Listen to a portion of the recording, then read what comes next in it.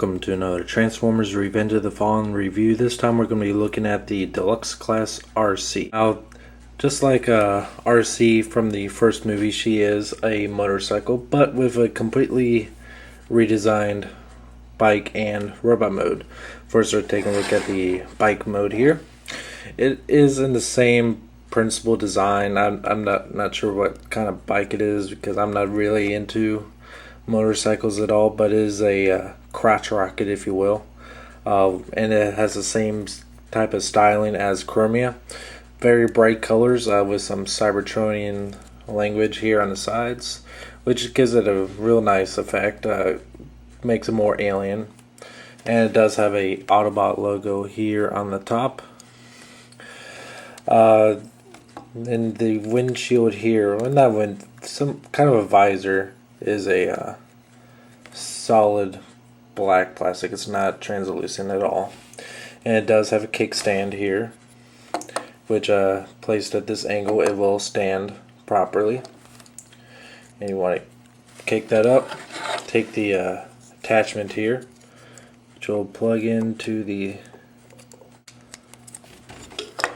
and it, I guess certain people have had problems with this sidecar, but it is a little loose, but not tight. I mean, I'm wobbling it pretty good, and it's holding on its own. So there may be some quality control issues with this toy with the sidecar, but I guess I was one of the lucky ones that this it just stays attached pretty well.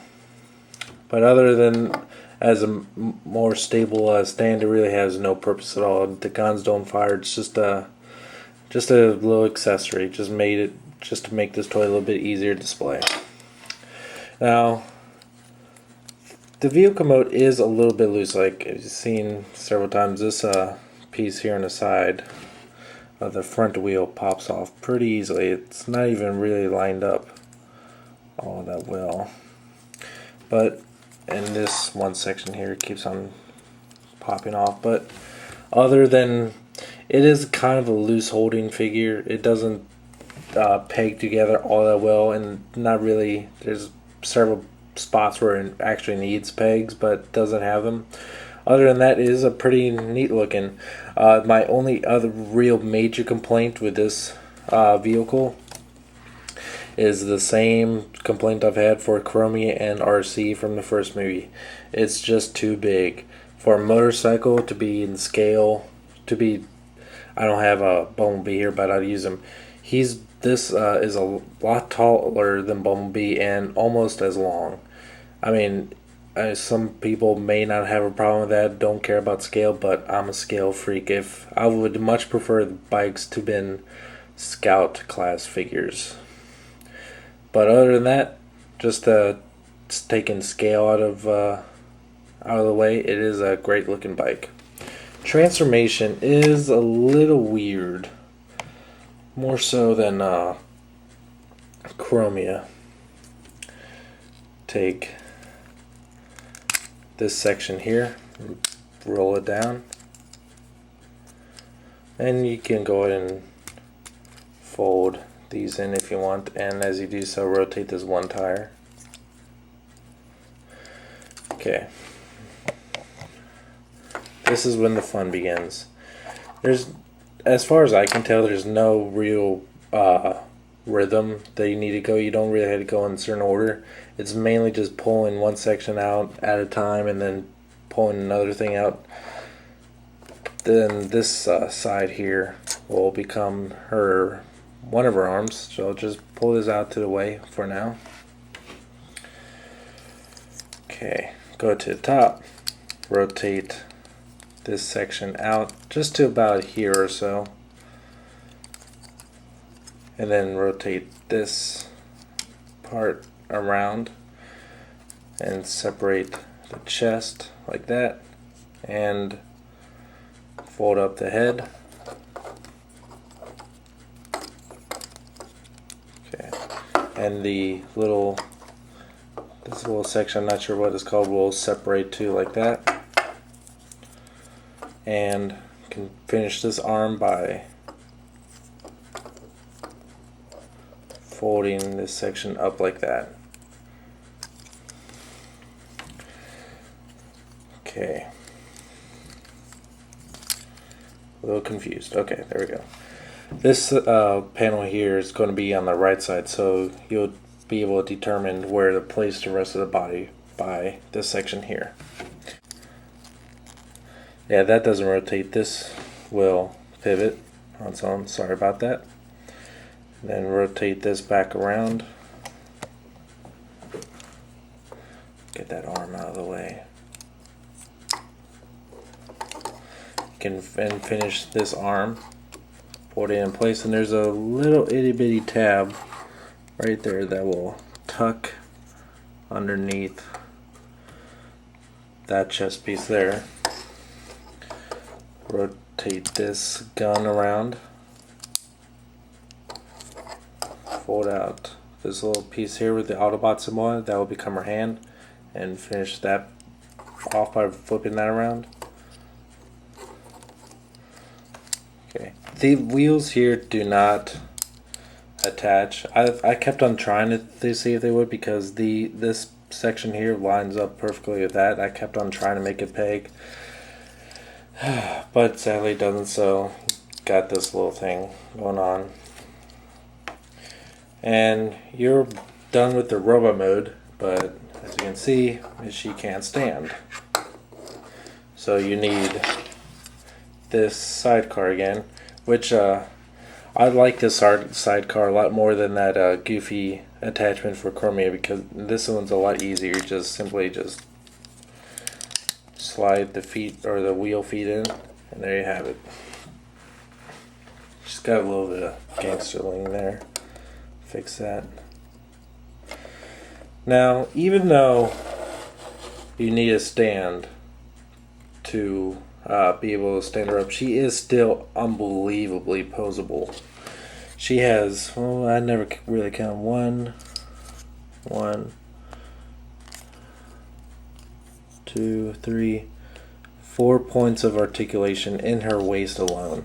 So you can get some of the wackiest poses you want. I mean, sure, it may not be able to stand that well, but if you're willing to just, hold it for a little bit, you can get some pretty unique poses out of this figure. It has I guess this could be a saw blade on the back of the right arm.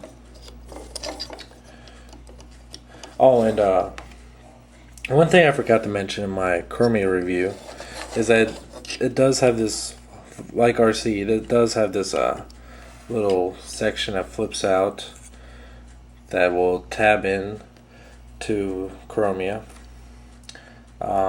But really doesn't serve any purpose as of yet.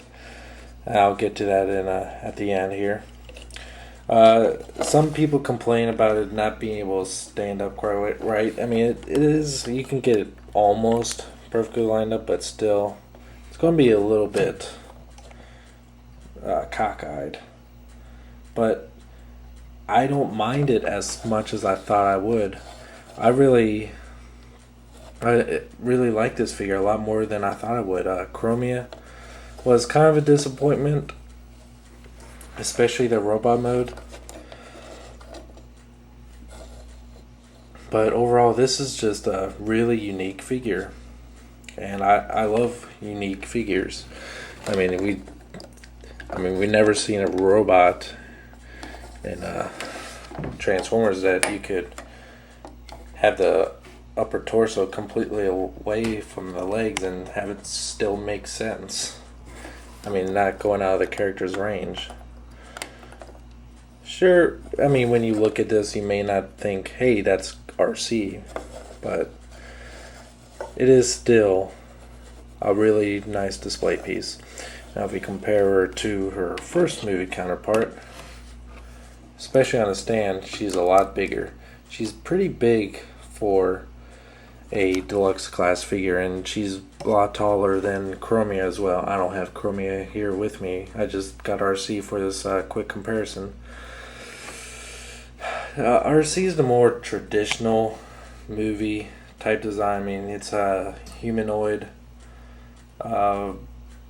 base design with some metallic alien parts. this is kind of what we were all expecting for Revenge of the Fallen, but we got this instead. Sure, some people were really upset with the design, but I really like it, and I definitely like her a lot more than Chromia.